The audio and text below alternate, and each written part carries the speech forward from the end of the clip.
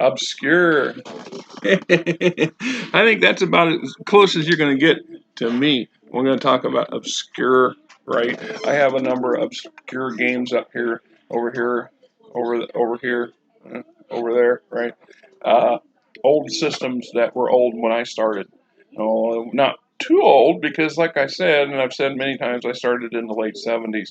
I just started buying my own material. '79, '78, my first games and stuff. I think it was Gamma World. It was Gamma World and the Space Opera, and then the red box set for Dungeons and Dragons. In not necessarily in that order, but I think it was pretty close to that.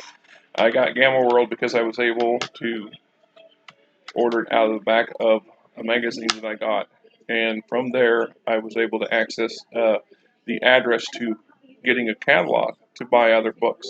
Which back where I came from, you couldn't just run down to the local bookstore because the nearest game store that existed was in Des Moines, and that was 20 miles from where I was. And as a kid, it's a bit far for me to ride my bike, right? So in a small town, you had to make do. The snail mail was one of those ways of doing it. One of the reasons I like watching other people's stuff and listening to your opinions and your views on the games is because sometimes you'll come up with some obscure things that I am not familiar with. You have, as a collective view, have interest to spread the whole board, and you play games that I have never played before and I've never seen before.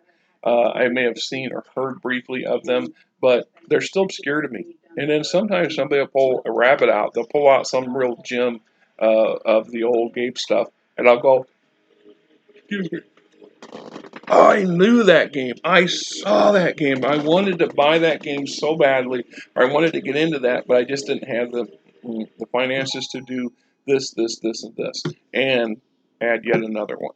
So every now and then, if I'm looking around and I happen to glance on something on eBay or Amazon, I might pluck one out.